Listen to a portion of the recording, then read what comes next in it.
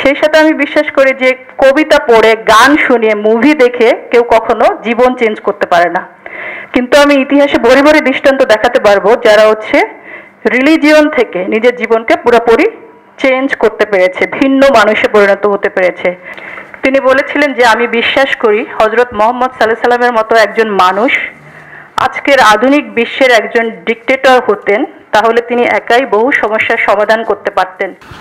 কেননা শাসকই পারে জাতিকে উন্নতির শিখরে পৌঁছে দিতে, আবার শাসকই পারে জাতিকে ধ্বংসের দ্বারপ্রান্তে নিয়ে যেতে। যেমন আমাদের বিগত ফ্যাসিস্ট হাসিনার শাসন আমল আমরা দেখেছি যে আমাদের সমস্ত প্রতিষ্ঠানগুলোকে রাজনৈতিক, সামাজিক, অর্থনৈতিক ভঙ্গুর অবস্থায় সে নিয়ে গিয়েছে। তো আমরা কেমন শাসক চাই? এখন আসলে আমার কাছে মনে হয় শাসক হওয়ার আগে তাকে নেতা হতে হবে, তার মধ্যে নেতৃত্বের গুণাবলীগুলো থাকতে হবে, তার পরবর্তী ধাপ হিসেবে সে শাসক হবে। মানে শুরুতেই সে শাসক তো হতে পারবে না। তো নেতৃত্বের গুণাবলীগুলো যেগুলো আমার কাছে গুরুত্বপূর্ণ মনে হয় সেগুলো যে যোগ্য নেতৃত্ব হবে। যোগ্য নেতৃত্বের গুণাবলী হবে বিশ্বাস, সৎকর্ম, কল্যাণকামিতা, সহিষ্ণুতা। নেতা হবে সেই যে হবে স্নেহশীল, দয়ালু। এবং আমরা জানি যে সর্বশ্রেষ্ঠ নেতা রাসূল মুহাম্মদ সাল্লাল্লাহু আলাইহি ওয়াসাল্লাম। তার সম্পর্কে জর্জ বার্নার্ড শো খুব সুন্দর একটা কথা বলেছিলেন। তিনি বলেছিলেন যে আমি বিশ্বাস করি হযরত মুহাম্মদ সাল্লাল্লাহু আলাইহি সাল্লামের মতো একজন মানুষ আজকের আধুনিক বিশ্বের একজন ডিক্টেটর হতেন, তাহলে তিনি একাই বহু সমস্যার সমাধান করতে পারতেন এবং তিনি এর মাধ্যমে সুখ ও শান্তি বয়ে নিয়ে আসতে পারতেন। আর ইংরেজিতে একটা প্রবাদ আছে, no peace no justice, no justice no peace. যেখানে জাস্টিস নাই সেখানে আসলে শান্তি আসতে পারে না। তাহলে শাসককে অবশ্যই অন্যায়ের পথ পরিহার করে ন্যায়ের পথে চলতে হবে। শিষ্টের লালন এবং দুষ্টের দমন করতে হবে। ঘুষ, উৎকোচ এবং অন্যায় সুবিধা এড়িয়ে চলতে হবে। তাকে আমানতদার হতে হবে। ক্ষমতা অবশ্যই একটা লোভনীয় জিনিস, একটা স্ট্যাটাস, সেই সাথে তাকে উপলব্ধি করতে হবে এটা একটা দায়িত্ব।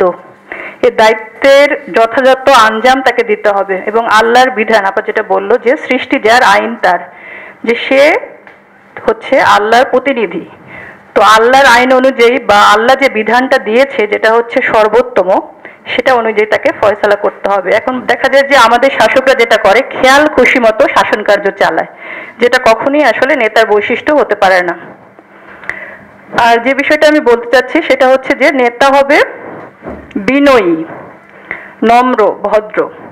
তাকে হতে হবে আল্লাহ ভীরু। এখন যে যা তার সৃষ্টিকর্তার প্রতি কৃতজ্ঞ না, আসলে সে জনগণের প্রতিও তার দায়িত্ব বা কর্তব্য সেটা ঠিকভাবে পালন করতে পারবে না। আবার যে বিষয়টা আরেকটা আসছে যে সেটা যে আমরা জানি যে আমি বিশেষত ওয়ার্ল্ড রিলিজন অ্যান্ড কালচারের টিচার এবং শিক্ষার্থীও বলতে পারেন, শিখছি। আমি বিশ্বাস করি যে পৃথিবীর সব ধর্মই ভালো কথা বলে, কোনো ধর্মই খারাপ কিছু বলে না। এবং যারা ধর্ম পালন করে, যারা ধর্ম পালন করে না, ধর্ম পালনকারীরা ধর্ম পালনকারীদের থেকে উত্তম, আমি এটা বিশ্বাস করি। সেই সাথে আমি বিশ্বাস করি যে কবিতা পড়ে, গান শুনে, মুভি দেখে কেউ কখনো জীবন চেঞ্জ করতে পারে না। কিন্তু আমি ইতিহাসে ভরি ভরি দৃষ্টান্ত দেখাতে পারবো যারা রিলিজিয়ন থেকে নিজের জীবনকে পুরোপুরি চেঞ্জ করতে পেরেছে, ভিন্ন মানুষে পরিণত হতে পেরেছে। তো আমি বিশ্বাস করি যে we have to build our character based on religion. ঠিক আছে, আপনি যেটাতেই থাকতে পারেন, আপনার মধ্যে মানবিকতা বোধ থাকতে হবে। আপনি যে ধর্মেই বিশ্বাস করেন আপনি সেটাই পালন করার চেষ্টা করেন। আপনার মতামতের ভিন্নতা আসতে পারে, তাই বলে আপনি পেশি শক্তির ব্যবহার না করে রেসপেক্টফুলি ডিল করেন। তো আমরা এমনই একজন শাসক চাই যিনি যার মধ্যে এইসব নেতৃত্বের গুণাবলীগুলো আসবে এবং যে নেতৃত্বটাকে একটা দায়িত্ব মনে করবে এবং সেভাবে এটাকে আঞ্জাম দেওয়ার চেষ্টা করবে। সে এটাকে মনে করবে রেসপন্সিবিলিটি। এবং তার মধ্যে আরেকটা গুণ থাকতে হবে, সেটা পরামর্শ।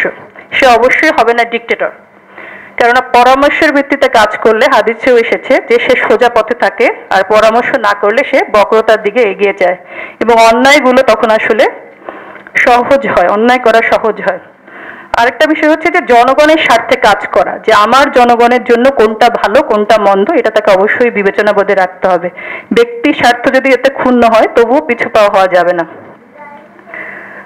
তো সাম আপ করলে আসলে তার মধ্যে যে গুণাবলীগুলো থাকা দরকার, যে সে হবে যেমন বেস্ট কোয়ালিফাইড এবং তাকে যে কাজে সে আসলে দক্ষ তাকে সে কাজে আসতে হবে। যেমন সূরা ইউসুফে আমরা দেখি বলা হয়েছে যে আমি রক্ষণাবেক্ষণের কাজে দক্ষ, তাই আমাকে কোষাগারের দায়িত্ব দেয়া হোক। এখন যদি আমার যোগ্যতাই না থাকে, আমি রাষ্ট্রীয় ক্ষমতা চাওয়ারও অধিকার আসলে আমার নাই, কারণ এটা হচ্ছে আমানতের খেয়ানত হবে।